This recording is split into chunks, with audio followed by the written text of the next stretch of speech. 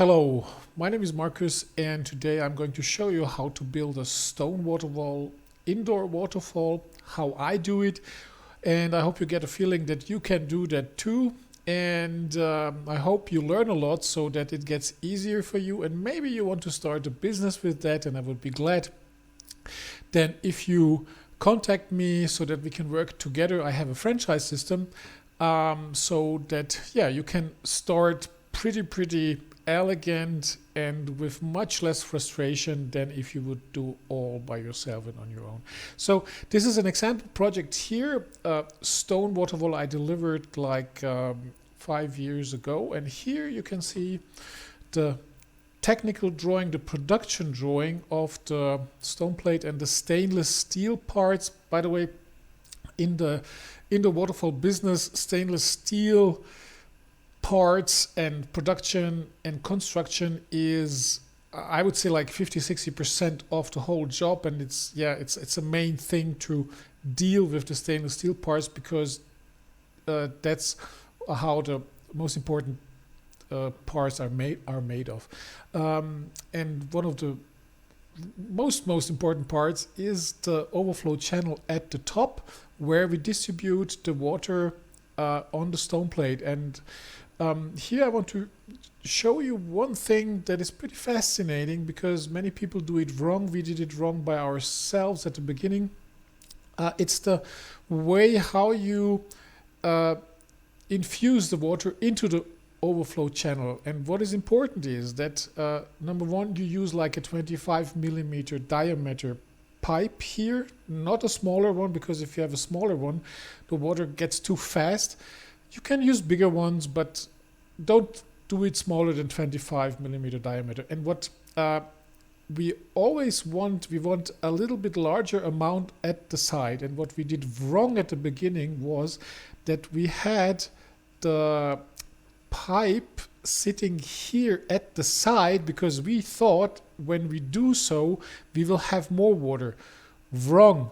The water has only one way to go from here. It streams to the middle, and that means that you get a negative pressure here.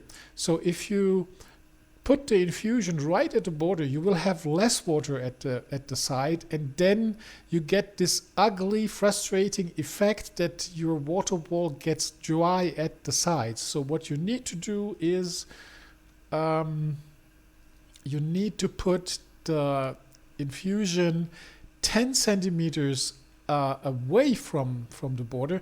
And what happens then is the water gets in, and it distributes itself into two directions, to the left and to the right. And by streaming to the right, it creates a higher pressure here at the side, which and a higher amount of water that crosses the overflow channel at the side. And so we have a higher amount of water here at the side of the stone plate in order to get the whole stone plate covered. Okay, so that's a little secret there. And then this is the finished indoor waterfall after we have delivered it to the customer. What you can see here, the bottom tank is a little bit higher than the floor, because we have connected I think it's a 63 mm pipe here, in order to have the water then flow to the back of this wall, where we have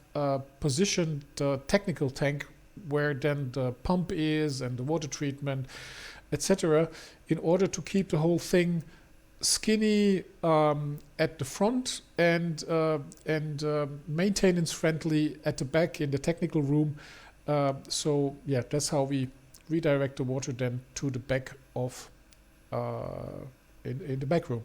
Here you can see a picture in the workshop where we did the test run. What we always do, we always test the indoor waterfalls before we deliver, because you don't want to start experimenting on your customer's site.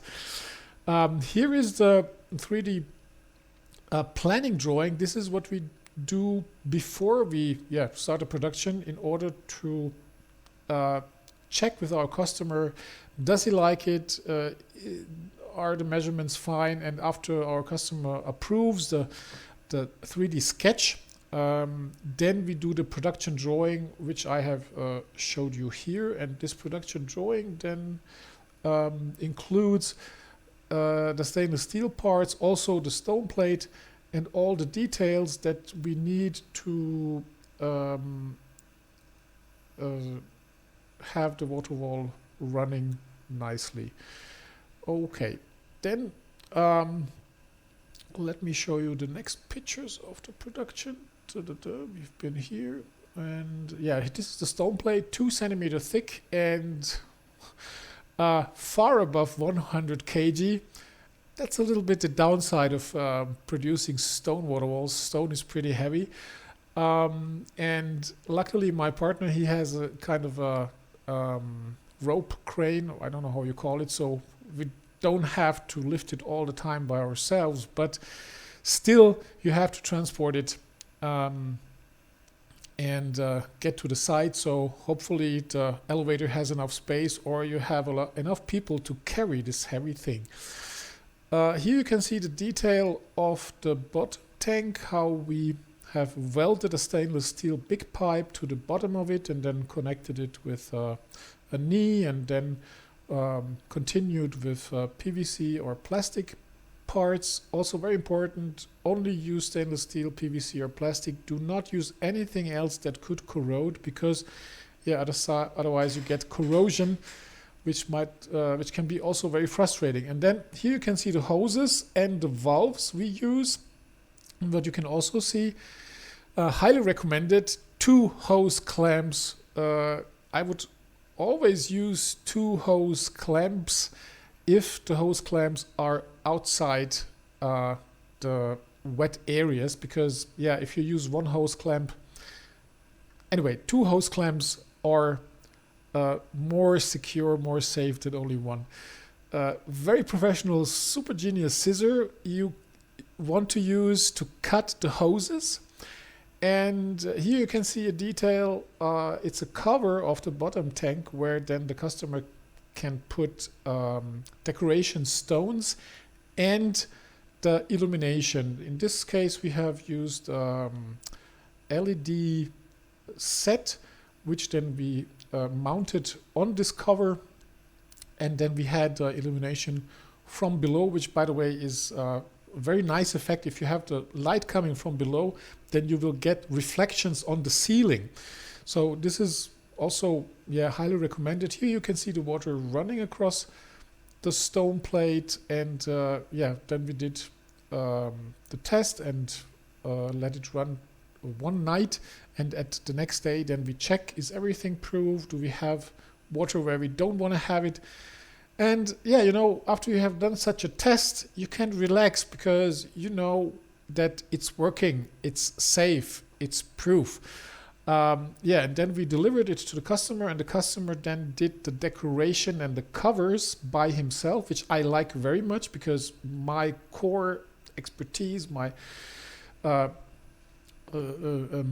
specialty is building the inner waterfalls custom made and secure, and the decoration is something that others can do also very good. But if there is a customer who wants to have all, we also do the decoration with powder coated stainless steel, as you can see in this example. So the water wall or the inner waterfall itself, here it's the same system as I showed you just before, but it's not like only 1.60 m, 1.50 m, it's like 4 meters wide, or 4.50 something.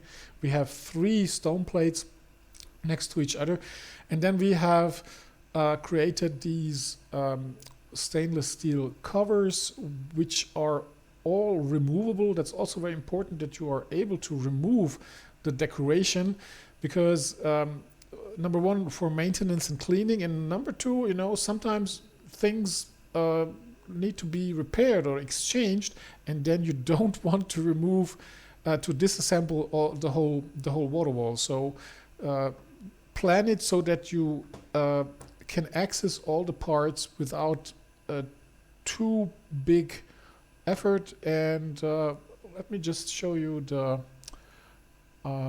pictures here of this water wall, because it's also nice to see what it looked like after it was almost finished. What you can see here is we have here the valves, and with those valves we were able to control the amount of water so that it's evenly distributed on the whole water wall. And and I'm showing you this so that you can see again how good and important it is that you're able to remove decoration parts. Okay, so I think this is what I wanted to share today. So yeah, this was the result. And yeah, I hope you enjoyed this, and I would be glad to if you contact me if you want to start the indoor waterfall business, or if you want to build indoor waterfall for yourself. Then I would be glad to support you with parts and planning.